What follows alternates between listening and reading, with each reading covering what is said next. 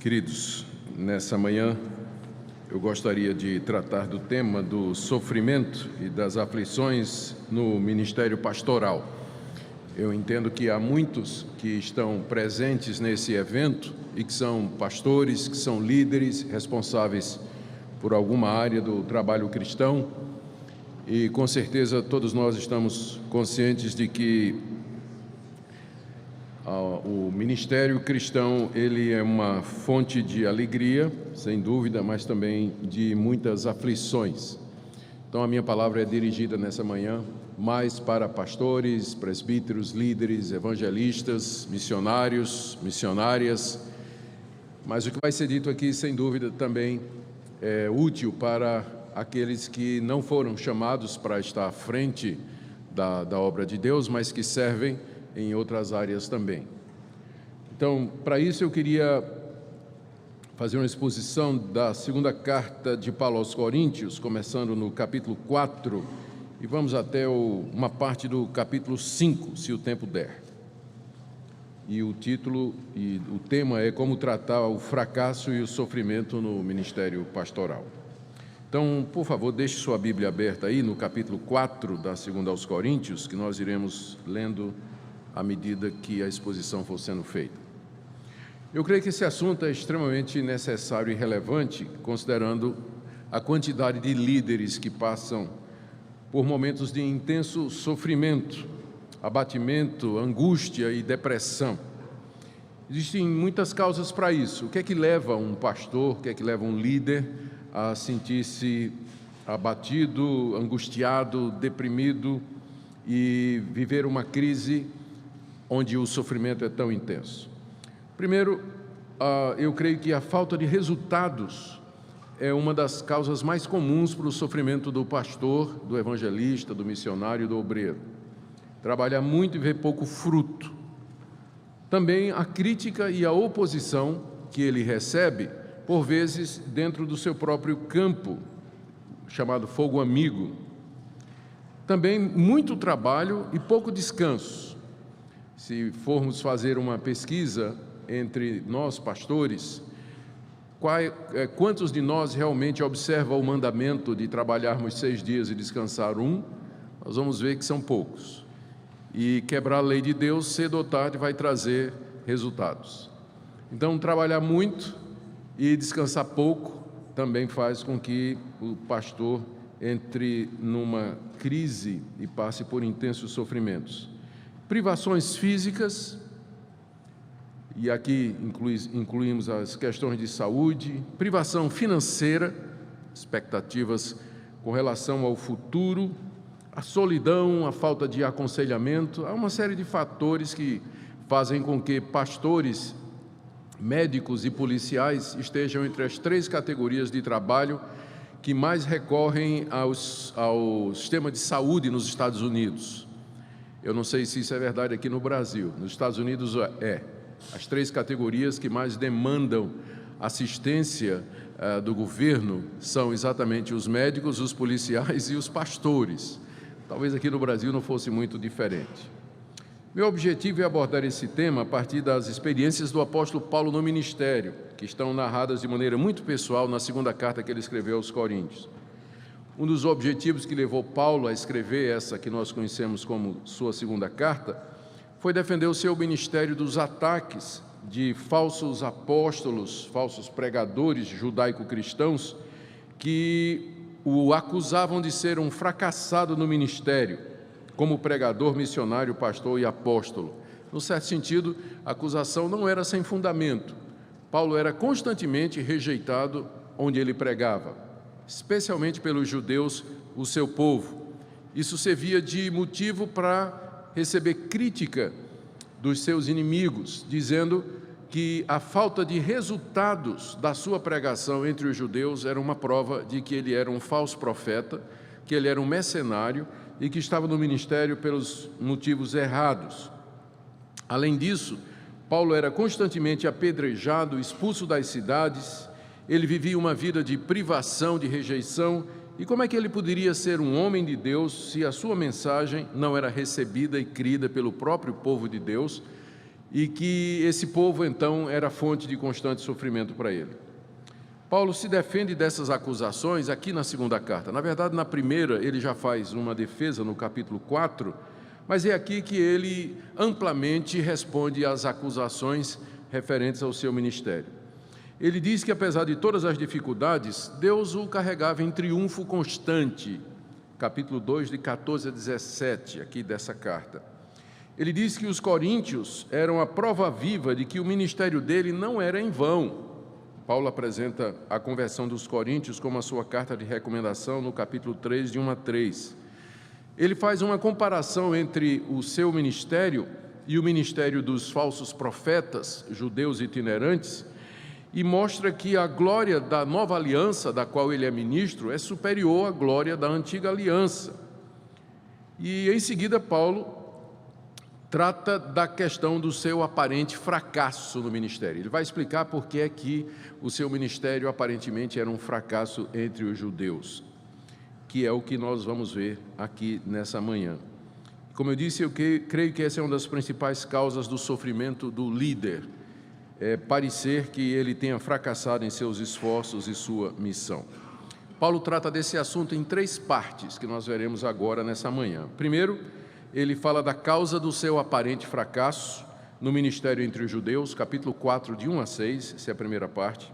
Na segunda parte, ele fala da causa e do propósito dos sofrimentos que ele experimenta no ministério, que está aí no capítulo 4, de 7 a 15.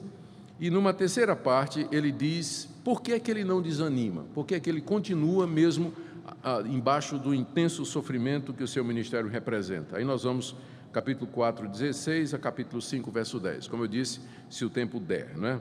Senão vocês me sofrerão em outra oportunidade para terminar o restante da exposição. Então vamos começar na primeira parte.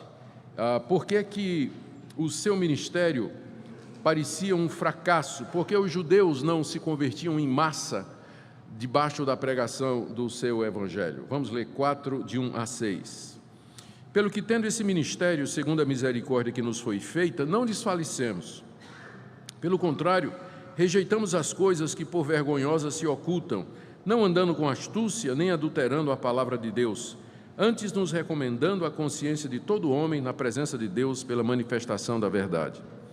Mas se o nosso evangelho ainda está encoberto, é para os que se perdem que está encoberto, nos quais o Deus deste século cegou o entendimento dos incrédulos, para que lhes não resplandeça a luz do evangelho da glória de Cristo, o qual é a imagem de Deus. Porque não nos pregamos a nós mesmos, mas a Cristo Jesus como o Senhor, e a nós mesmos como vossos servos por amor de Deus, de Jesus. Porque Deus, que disse, das trevas resplandecerá a luz, Ele mesmo resplandeceu em nosso coração para a iluminação do conhecimento da glória de Deus na face de Cristo. Como eu disse, a crítica era que havia poucos judeus que criam na mensagem de Paulo. Na parte anterior dessa passagem, ele já havia mencionado o fato de que havia um véu que estava sobre a mente dos judeus quando eles liam o Antigo Testamento ou ouviam a pregação. E esse véu representava a incredulidade deles para com relação à revelação de Deus e a insistência no legalismo, na obediência legalista da lei, como meio de justificação. Essa era a razão pela qual os judeus não se convertiam. Tinha um véu no rosto deles, que era aquele véu que estava no rosto de Moisés quando desce do monte, depois de ter recebido os 10 mandamentos. E ocultava o fato de que a glória da antiga aliança está passando. Isso Paulo trata no capítulo 3, de 12 até 18, que é a passagem anterior a essa aqui. Agora ele acrescenta mais um motivo para a rejeição dos judeus. Ele começa dizendo que nunca alterou a sua mensagem para agradar aos judeus e assim ganhar uma audiência maior ou um número crescente de simpatizantes. É o que ele diz nos versos 1 e 2. Ele diz que, tendo recebido esse ministério da pregação do Evangelho, de acordo com a misericórdia que foi feita a ele, ele sabe que ele é ministro do Evangelho pela misericórdia de Deus e não por algum mérito. Tendo consciência disso, ele diz no final do verso 1, ele não desfalece, ele não desanima, mesmo que com frequência sua pregação pareça não ter efeito nas pessoas. Ao contrário, em vez de, então, ajustar a mensagem para agradar os judeus e angariar um número maior, ele rejeita coisas vergonhosas que se ocultam. E ao que ele se refere? Ele se refere ao fato de que ele não anda astutamente adulterando a palavra de Deus. A reação de Paulo à falta de frutos no seu ministério poderia ser adulterar a mensagem, ou seja, modificar a mensagem para poder atrair os judeus a si, adocicar a mensagem, misturá-la com elementos judaicos, ou dizer aquelas coisas que os judeus queriam ouvir com o objetivo de ter um número maior de seguidores. Paulo diz: eu não faço isso, eu não adultero a palavra de Deus. Fazer isso é uma coisa vergonhosa, que se faz em oculto, é feita por pessoas que miram resultado, que querem obter números, e para isso eles negociam a palavra de Deus. Todo mundo sabe o que é a adulteração de um produto. A gente sabe o que é a gasolina adulterada. O pessoal mistura água, ou álcool, ou querosene, ou alguma coisa com a gasolina. Ela deixa de ter o seu poder original, mas tem um volume maior, né? Mesma coisa o leite adulterado. Paulo diz que ele não faz esse tipo de coisa com a mensagem. Ele recebeu esse ministério e ele prega a palavra de Deus conforme ele a recebeu. Ele não cederia à pressão dos números. Ele não cederia à pressão da busca de resultados, adulterando a mensagem para, com isso, ter um número maior de seguidores no Face, no Twitter, vindo na igreja, um maior número de pessoas aplaudindo, falando dele, falando bem e tudo mais. E ele, na verdade, ele diz no final do verso 2, ele se recomenda à consciência de todo homem na presença de Deus pela manifestação da verdade. Manifestar a verdade foi para isso que Deus o chamou. Então, ele manifesta a verdade pela pregação não adulterada do evangelho que ele recebeu. E ele faz isso diante de Deus e assim ele se recomenda à consciência de todo homem. Como quem diz assim: vocês estão ouvindo a verdade, agora a decisão é de vocês, está na consciência de vocês, vocês crerem nisso ou não. Então, ainda assim, ainda que o evangelho que ele pregue é um evangelho puro, sem adulteração, ele continua sendo velado para aqueles que se perdem. Verso 3. Mas se o nosso evangelho, esse evangelho que ele prega, sem adulterar, sem misturar, sem alterar, se o nosso evangelho ainda está encoberto, ou seja, se o seu significado, se a sua verdade ainda permanece encoberta para as pessoas não, os judeus não conseguem ver que Jesus Cristo de fato é o Filho de Deus, que Ele é o Messias esperado, que é o cerne do Evangelho de Paulo, se essa verdade ainda está encoberta para os judeus, final do verso 3, é para os que se perdem que está encoberto. Está encoberto porque eles estão se perdendo, eles estão entre os perdidos, ou colocando de outra maneira, eles não estão entre os eleitos, eles não fazem parte das ovelhas de Cristo que ouvem a sua voz. Eles não fazem parte daqueles que Deus, antes da fundação do mundo, na eternidade, escolheu para si, para ser o seu povo. Eles se perdem, eles estão a caminho da perdição, por isso que eles não compreendem. E, de fato, se não for a ação de Deus, se não for a graça de Deus, homem algum pode compreender o Evangelho e ver a sua verdade. O Evangelho é velado, a sua mensagem não é compreendida somente entre aqueles que estão se perdendo ou caminhando para a condenação. Então, se uma pessoa não compreende o Evangelho, ainda que ensinado com toda pureza, com toda clareza, com toda firmeza, pode ser um sinal de que aquela pessoa está se perdendo, ela está caminhando para a perdição eterna. Se o nosso Evangelho está encoberto, é para os que se perdem que está encoberto. Aqui Paulo explica porque é que tantos judeus, eles não criam, eles não entendiam o Evangelho, eles não queriam o Evangelho, é porque eles estavam entre aqueles que caminham para a perdição eterna. E ele acrescenta agora mais um elemento no verso 4, nos quais, nesses que se perdem, o Deus desse século cegou o entendimento dos incrédulos, para que lhes não resplandeça a luz do Evangelho da glória de Cristo, que é a imagem de Deus. além da cegueira natural causada pela incredulidade, pela rebelião e pela revolta diante da mensagem de Deus, de que Jesus Cristo é o Messias, ainda tem o elemento satânico. O diabo cega o entendimento dos incrédulos. Eles já eram incrédulos antes, e o diabo faz com que essa incredulidade se torne ainda mais aguda. O que já era ruim antes se torna pior depois. O diabo vem e acrescenta incredulidade, trevas e confusão no coração e na mente daqueles que por si só já rejeitaram a verdade de Deus, com falsas doutrinas, distrações desse mundo, tentações de todo tipo. Então, não é que o diabo é responsável pela perdição deles, o diabo cega o entendimento dos incrédulos. Eles já eram incrédulos. O que o diabo faz é cegá-los ainda mais com falsas doutrinas, falsos mestres, tentações várias, distrações de todo tipo, de maneira que eles, segundo Paulo diz no verso 4,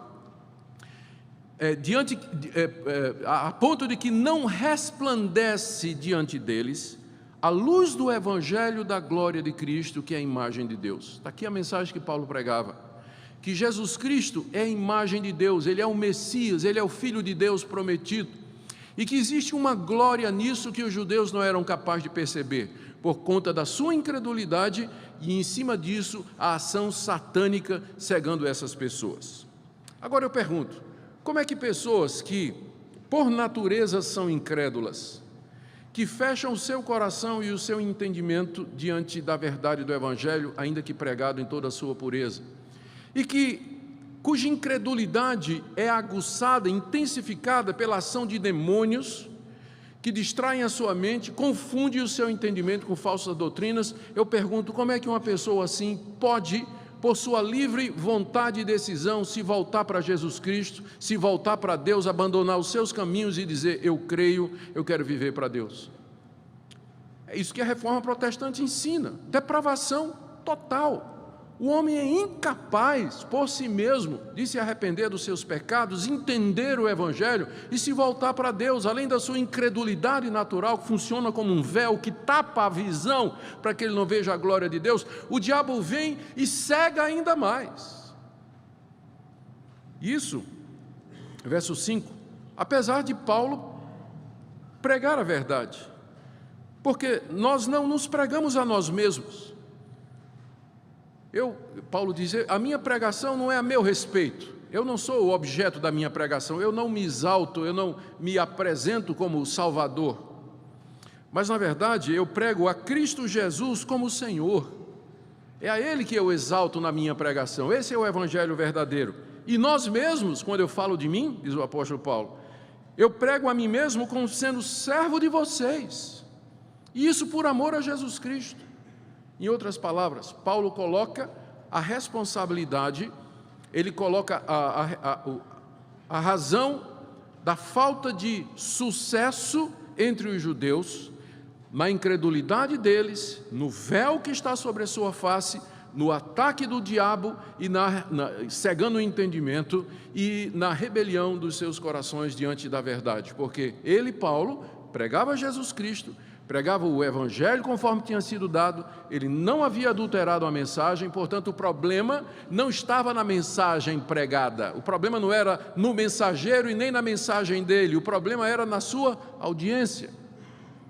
Essa era a razão. E aqui nós podemos tirar algumas lições preciosas para nós, depois de verificar o verso 6. Olha o que é que Paulo diz. O Deus que disse, das trevas resplandecerá a luz, ele está aqui citando Gênesis capítulo 1, verso 3, relato da criação. No princípio criou Deus os céus e a terra era sem forma e vazia, havia trevas sobre a face do abismo, o Espírito de Deus pairava sobre a face das águas, e disse Deus, haja luz.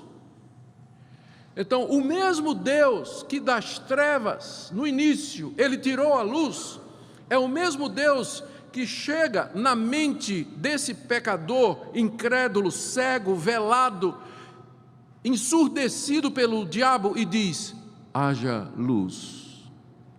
E de repente tudo se transforma, as trevas vão embora, o véu cai, e a pessoa diz, eu agora entendo, eu agora creio, eu agora compreendo, eu agora estou vendo. Não foi isso que aconteceu com você? Não foi isso? Ou seja, a conversão de um pecador equivale ao milagre da criação da luz no primeiro dia. É o mesmo poder, é o mesmo poder. Por isso, pastor, está aqui o consolo.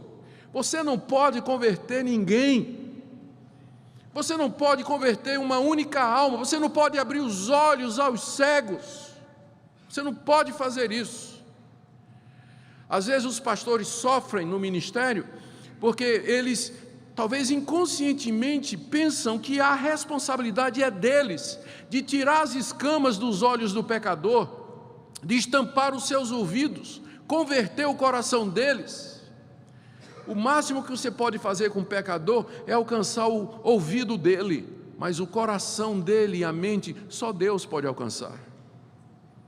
Muitos pastores sofrem no ministério pela falta de resultados, porque eles carregam esse fardo da responsabilidade de que eles têm que converter a sua audiência, a sua vizinhança e tudo mais.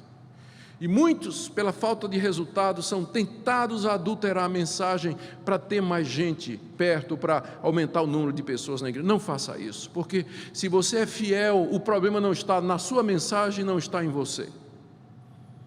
Você tem que viver na plena dependência de Deus para os resultados do seu ministério. Faça como Paulo, pregue o evangelho não adulterado, seja fiel na exposição bíblica, apresente a Cristo e não você mesmo, e deixe os resultados com Deus. Descanse em Deus, porque você não pode converter uma única pessoa, você não pode fazer isso.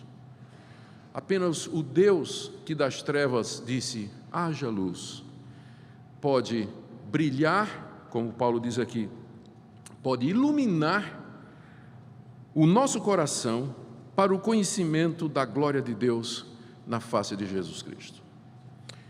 Esse é o primeiro ponto, então, Paulo explicando o porquê o seu ministério parecia, às vezes, não ter resultados nem ter fruto. O problema não era a mensagem é a mensagem de Deus.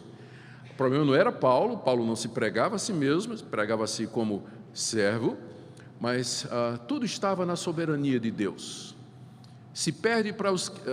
É velado o evangelho para os que se perdem, e somente Deus pode fazer com que a luz do evangelho brilhe no entendimento dessas pessoas, cegadas pela sua incredulidade e pela ação satânica.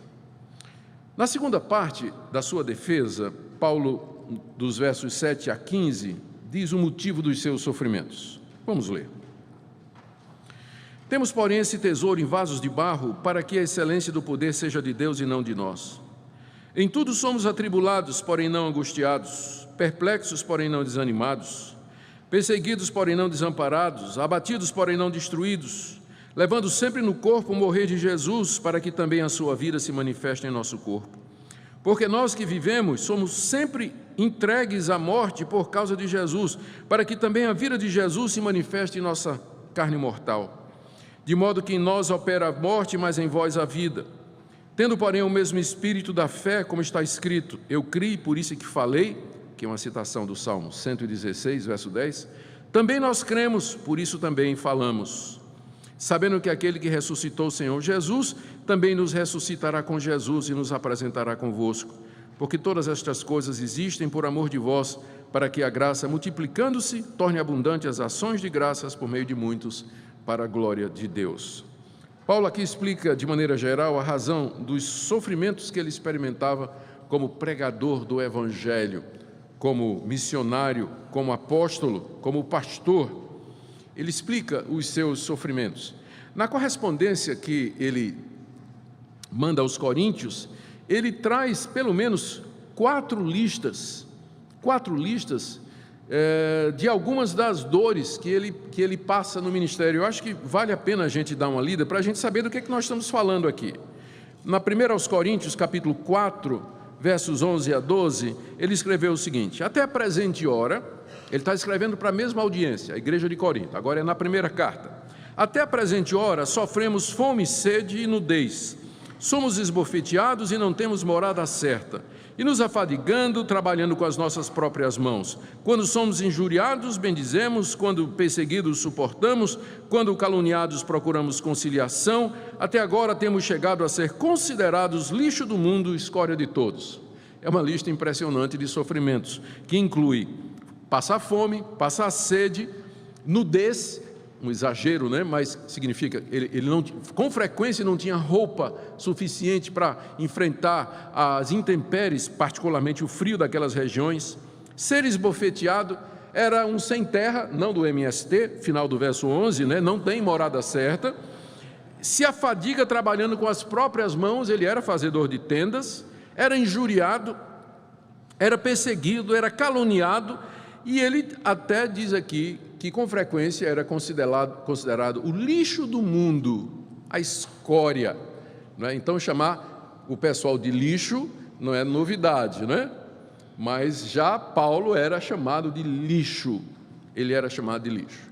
Então era isso que ele experimentava como apóstolo de Cristo, ministro de Deus, pastor, evangelista e pregador. Essa é a primeira lista. Na segunda aos Coríntios, vamos agora para a segunda aos Coríntios, no capítulo 6, do verso 4 em diante, ele diz assim, 2 aos Coríntios 6, 4 em diante: pelo contrário, em tudo recomendando-nos a nós mesmos, como ministros de Deus. Olha a recomendação que Paulo apresenta como ministro de Deus. Ele diz aqui, olha aqui, eu me recomendo a vocês como ministro de Deus pelas seguintes coisas que acontecem comigo: na muita paciência nas aflições, nas privações e nas angústias, nos açoites, nas prisões, nos tumultos, nos trabalhos, nas vigílias, no jejum, na pureza, no saber, na longanimidade, na bondade, no Espírito Santo, no amor não fingido, na palavra da verdade, no poder de Deus, pelas armas da justiça, quer ofensivas, quer defensivas, por honra e por desonra, por infâmia e boa fama, como enganadores e sendo verdadeiros, como desconhecidos, entretanto bem conhecidos, como se estivéssemos morrendo, contudo eis que vivemos, como castigados, porém não mortos, entristecidos, mas sempre alegres, pobres, enriquecendo a muitos, nada tendo, mas possuindo tudo. Aqui está a segunda lista na correspondência de Paulo, onde ele apresenta os sofrimentos que ele passa por amor do Evangelho.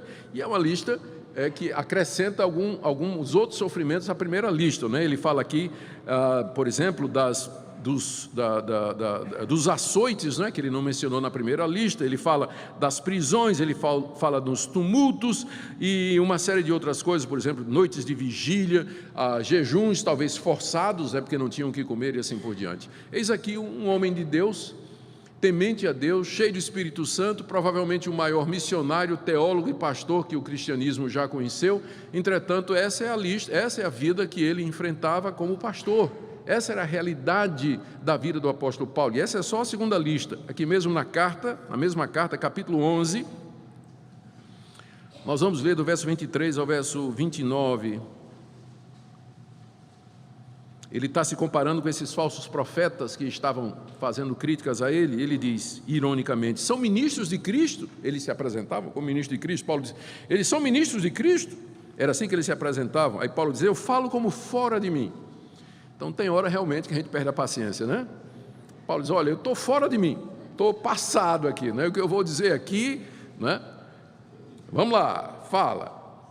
Ele diz, são ministros de Cristo, eu ainda mais, em trabalhos muito mais, em prisões, em açoites sem medida, perigo de morte muitas vezes, 5 vezes recebi dos judeus uma quarentena de açoites, menos um. Fui 3 vezes, isso aqui ele não tinha falado antes, não é? Fui 3 vezes fustigado com vara, 1 vez apedrejado, em naufrágio 3 vezes. Uma noite e um dia passei na voragem do mar, em jornadas muitas vezes, em perigos de rio, perigo de salteadores, perigo entre patrícios, perigo entre gentios, perigos na cidade, perigos no deserto, no mar, entre falsos irmãos, em trabalhos e fadiga, vigília, muitas vezes, com fome e sede, jejum, muitas vezes, frio e nudez.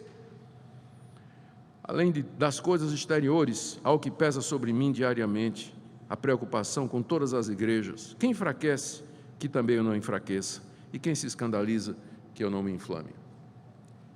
Capítulo 12, a partir do verso 7, para que não me ensoberbecesse com a grandeza das revelações, foi-me posto um espinho na carne, mensageiro de Satanás, para me esbofetear, a fim de que não me exalte.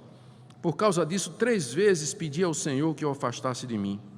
Então ele me disse: a minha graça te basta, porque o meu poder se aperfeiçoa na fraqueza.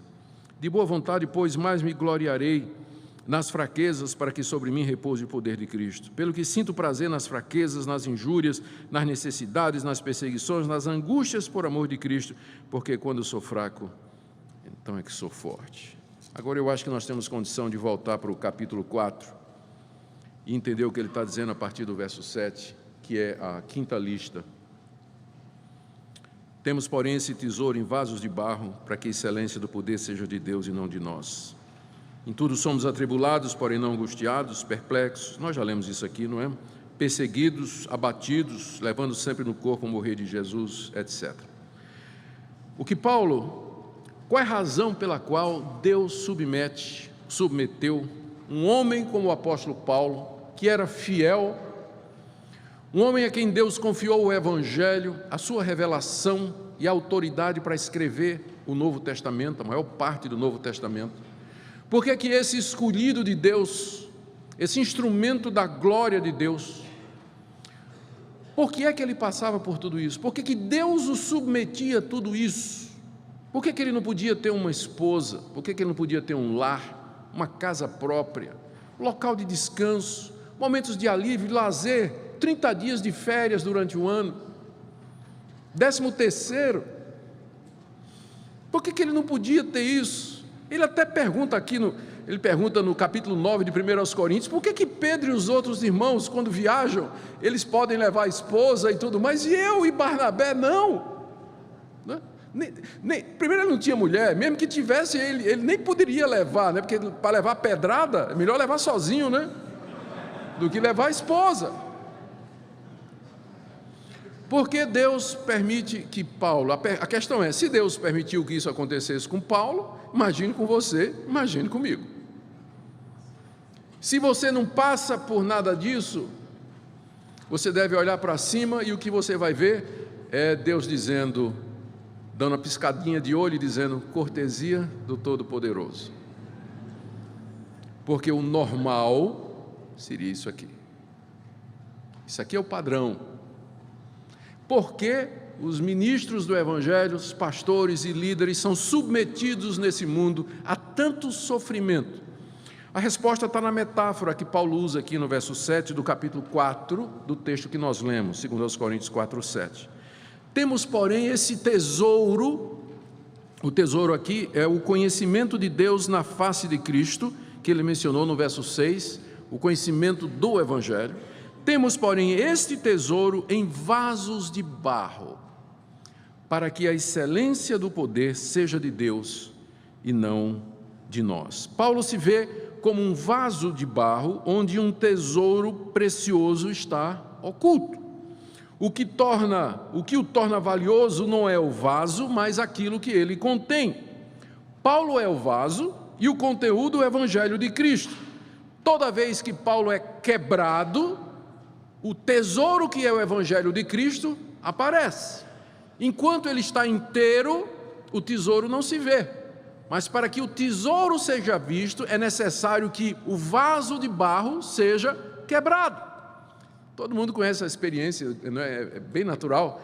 Alguém chega para você e diz, rapaz, olha que planta cheirosa, que cheiro gostoso. A pessoa chega com um pedaço da planta, num caule, né? Aí quebra, né? Esfrega, ou então pega uma folha, a gente esfrega a folha e aí o perfume enche. Então o ponto é esse, Deus tem que quebrar o vaso, Ele tem que esmagar o caule, Ele tem que esfregar a folha para que saia aquele aroma, para que o tesouro seja visto. Esse é o princípio do ministério cristão. Para que o pastor seja vida, ele tem que morrer. Para que o tesouro do Evangelho que ele traz no peito seja conhecido, ele tem que ser quebrado. Para que fique claro que a excelência do poder é de Deus e não dos seus ministros. Para que fique claro que a glória é de Deus e não dos pregadores, e não dos pastores, e não dos mestres, dos líderes. Nunca a glória é deles. E para isso Deus então os submete aos sofrimentos mais severos. A razão dos sofrimentos, então, era esse. Paulo diz agora, depois dele descrever do verso 8, até o verso 9, ele diz no verso 10, levando sempre no corpo o morrer de Jesus, para que também a sua vida se manifeste em nosso corpo. Porque nós que vivemos somos sempre entregues à morte por causa de Jesus, para que também a vida de Jesus se manifeste em nossa carne mortal, de modo que em nós opera a morte, mas em vós a vida. Essa é a resposta que Paulo está dando aos que diziam que os sofrimentos que ele experimentava eram uma prova de que ele não era de Deus. Porque como é que Deus trataria o seu servo escolhido daquela maneira? A visão que os inimigos de Paulo tinham do ministério é que Deus recompensaria aqui nesse mundo com conforto, riqueza, prestígio, sucesso, todo aquele servo que fosse fiel. Mas Paulo responde dizendo exatamente o contrário. Deus toma os seus servos escolhidos e mais preciosos e os submete ao massacre, à quebradeira, exatamente para que a vida de Cristo se manifeste neles. E que padrão está sendo seguido aqui? Exatamente o padrão da redenção. Como é que Deus trouxe vida a nós? Foi mandando um Messias glorioso, coroado, triunfante, à frente de um exército celestial de anjos para conquistar o mundo. Foi isso que Deus fez. Ele mandou seu filho que encarnou de uma família pobre, numa região obscura da Palestina, viveu entre nós, homem de dores, finalmente traído pelos seus, foi torturado, preso numa cruz, experimentou a morte para que nós pudéssemos ter vida. Esse é o padrão de Deus. Primeira cruz, primeira morte e depois a vida. O vaso tem que ser quebrado para que o tesouro seja manifesto. Por isso, Paulo diz, eu levo no meu corpo diariamente o morrer de Jesus, para que também a vida de Jesus se manifeste no meu ministério. Nós morremos, em nós opera a morte. Ele está falando como pastor. Em nós opera a morte, para que em vocês, coríntios, a vida se manifeste. O pastor tem que morrer para que o rebanho viva. Ele tem que morrer para que o rebanho viva. Senão, ele está pregando a si mesmo e ele está roubando a glória de Deus. No verso 13, Paulo diz a razão pela qual ele não desanima. Do verso 13 a 15. Ele diz que tem o mesmo espírito de fé como o do salmista. Ele cita aqui Davi no Salmo 116. Davi disse assim, eu criei, por isso é que falei. E Paulo diz, é a mesma coisa comigo, eu creio nas promessas de Deus, creio na vida eterna, é por isso que eu falo, por isso que eu não paro de falar, exatamente como Davi disse no Salmo 116. Eu criei, por isso falei, por isso Paulo diz, eu creio e também falo. Não paro de falar porque eu creio nas promessas de Deus. E em seguida, em que é que ele crê? Ele diz no verso 14, crendo isso ou sabendo isso, que aquele que ressuscitou o Senhor Jesus também nos ressuscitará com Jesus e nos apresentará convosco. Paulo cria nisso, na ressurreição dos mortos, na vitória final do reino de Deus e na participação dele nessa vitória. Ele cria nisso, por isso que ele não parava de falar, apesar de todos esses sofrimentos e do morrer de Cristo. Ele sabia que depois da morte viria a glória, viria a vida, viria a vitória. Eu creio no Evangelho, por isso eu falo, quer ouçam, quer deixem de ouvir, quer creiam, quer deixem de crer. Por isso eu não desanimo, porque eu creio, por isso também eu falo. Por isso eu também falo. Todas essas coisas, verso 15, existem por amor de vós. Por que Deus fez assim? Por amor de vós, vocês, seus eleitos, seus filhos, para que a graça de Deus no Evangelho, multiplicando-se, torne abundante as ações de graças por meio de muitos para a glória de Deus. Por que é assim? Porque à medida que as pessoas se convertem, que ouvem o Evangelho, elas rendem graças a Deus e a glória de Deus é multiplicada. Esse é o propósito pelo qual Deus fez dessa forma. Essa é a razão pela qual a história da salvação se desenvolve nesse padrão. Agora, terminando, queridos. Eu quero ver a terceira parte, onde Paulo traz 4 atitudes que ele tem para com os seus sofrimentos e que são a razão pela qual ele não desiste. Eu vou ser bem rápido aqui, porque vocês já estão sofrendo bastante. Deixa eu só tomar um pouquinho de água aqui. Eu acho que foi Wesley que disse que se o sermão é bom, ele tem que ser curto. E se for ruim, ele tem que ser breve. Né? Acho que foi Wesley que falou isso.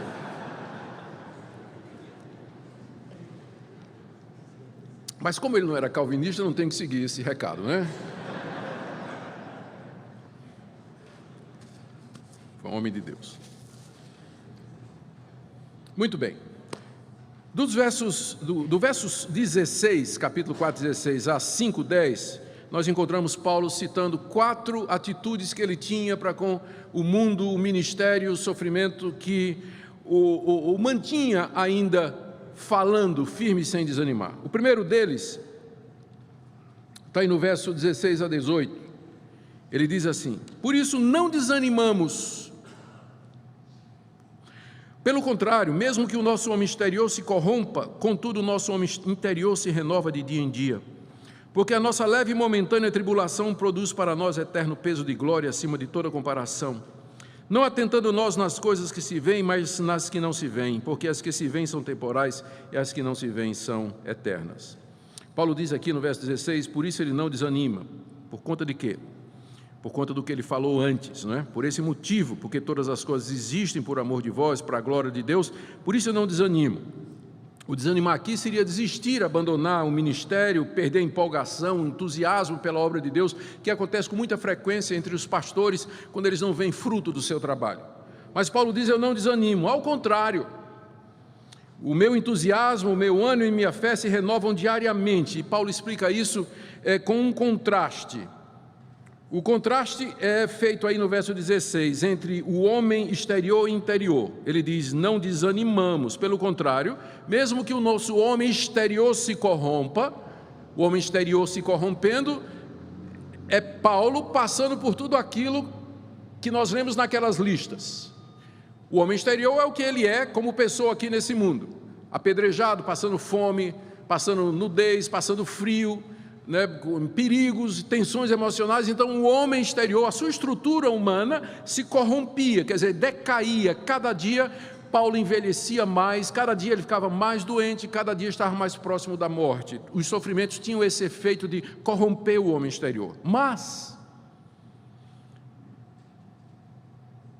mesmo que o nosso homem exterior se corrompa, contudo o nosso homem interior se renova de dia em dia. Aquilo que Paulo era, o Paulo, filho de Deus, criado à imagem e semelhança de Deus, o novo homem se renovava diariamente. Enquanto a saúde e o conforto ia sendo perdido, a esperança, a fé, a alegria, a antecipação e a expectativa iam aumentando. O amor a Deus, o desejo de estar com Cristo. Então é um contraste. Enquanto que aqui nesse mundo os sofrimentos nos desgastam e finalmente vão nos levar à sepultura, o nosso homem interior se renova. Um vai ficando velho e o outro vai ficando novo. Que contraste, né? Por isso que é uma esquizofrenia, uma bipolaridade espiritual que o cristão vive. Ele nesse mundo, ele está se desgastando, está acabando a vida aqui e não tem como conter. Mas, por outro lado, o homem interior se renova dia a dia e se aproxima mais e mais da imagem completa de Cristo em nós, que é o plano de Deus em tudo isso. O segundo contraste, como é que esse contraste é explicado com 2 comparações aqui, que ele faz em seguida. Ele vê o quadro maior. Ele faz uma comparação no verso 17. Ele diz, olha, veja só como ele diz. Por que havia essa renovação em meio à deteriorização? Porque a nossa leve e momentânea tribulação produz para nós eterno peso de glória acima de toda comparação. Paulo viu o quadro maior, ele via aqueles sofrimentos que ele passava. Olha como é que ele chama aqueles sofrimentos nas 5 listas, tá? Olha como ele chama, leve e momentânea tribulação. Como é que uma pessoa pode olhar para 5, pode dar passar por tudo aquilo, e ele olhar para aquilo e dizer, isso aqui é a minha leve e momentânea tribulação? Ele só pode fazer isso se ele fizer uma comparação entre os sofrimentos que ele está passando aqui e a glória que o espera depois. Então é exatamente o que ele faz aqui, quando ele compara o peso de glória, que na verdade ele diz está acima de toda comparação com o que ele passa aqui. Ele diz: tudo isso aqui é leve e momentâneo. Leve não é pesado, dá para levar. E momentâneo porque o tempo da vida aqui é breve, 80 anos, 90 anos, 100, comparado com a eternidade de glória, de gozo, de alegria. Então, como é que Paulo continuava no ministério e não desistia, inclusive de ser crente, passando por tudo isso? É que ele viu o quadro maior, é que os sofrimentos desse mundo, comparados com a glória que está reservada para os cristãos, eles são leves e momentâneos. Por que que o líder sofre? Por que que o crente sofre quando a aflição bate à porta na sua vida? Porque ele perde de perspectiva o quadro maior.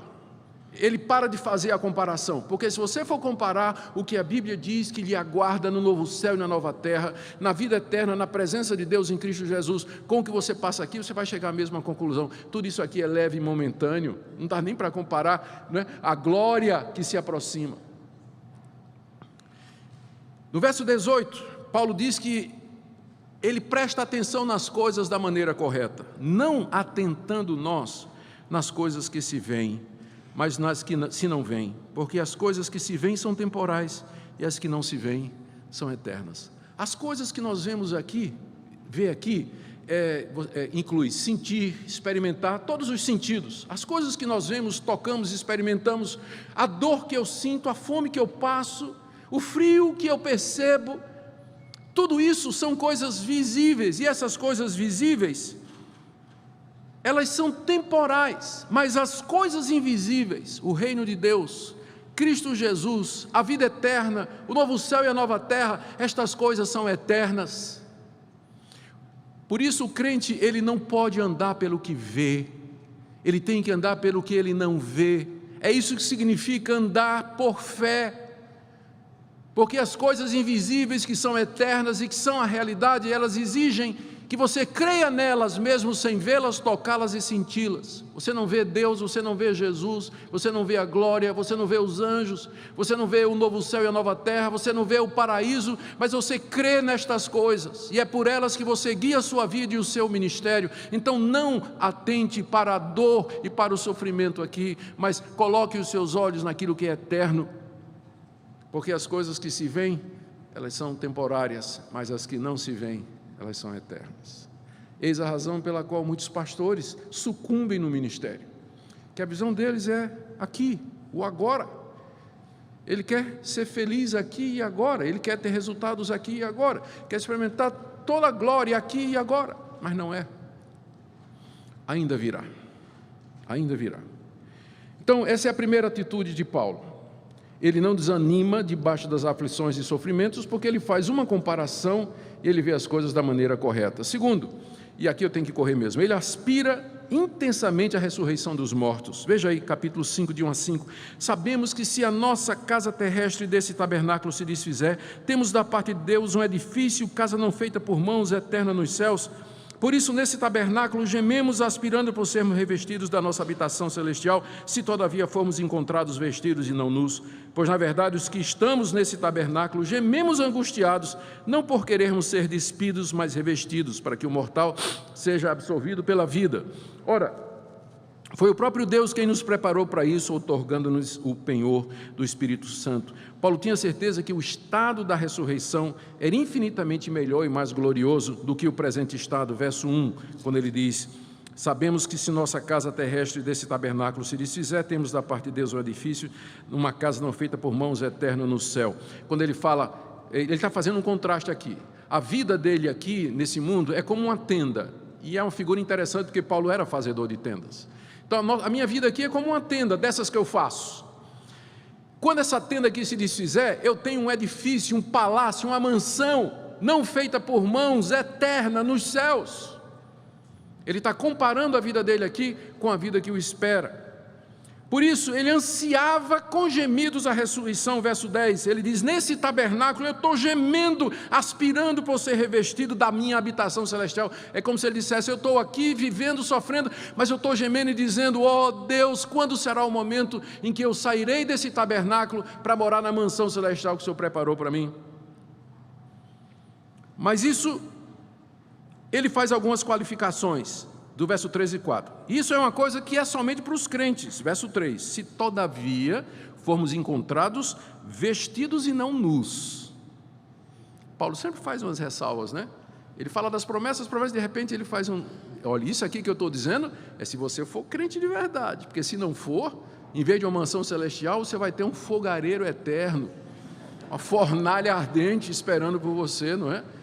Você tem que ser encontrado vestido e não nu, vestido com as vestes de justiça. Primeiro, ele faz essas qualificações. Primeiro, isso é somente para os verdadeiros crentes. Segundo, é importante lembrar que não é que Paulo está querendo a morte, verso 4, pois na verdade o que estamos nesse tabernáculo, gememos angustiados, não por querermos ser despidos, não é que a gente quer morrer, dizendo para Deus, Deus, me tira daqui, me leva, como alguns homens de Deus fizeram no Antigo Testamento. Não, mas é que eu quero que o mortal seja absolvido pela vida. Aqui a gente tem que fazer a distinção, que algumas pessoas perguntam às vezes, é certo o crente ansiar pela morte, sabendo de que tudo o que o aguarda depois é certo fazer isso? Paulo não queria a morte, o que ele queria era que o mortal fosse absolvido pela vida, ele queria experimentar essa glória, né? E ele esperaria o tempo de Deus para isso. Ele não era, e eu sei que eu estou falando aqui num ponto sensível, porque às vezes pastores, líderes chegam ao ponto de dizer, Deus, a única saída para mim é a morte. E eles anseiam pela morte, pedem a morte como Elias pediu, e outros vão mais além e praticam a própria morte. Vocês sabem do número grande e elevado de suicídios entre pastores.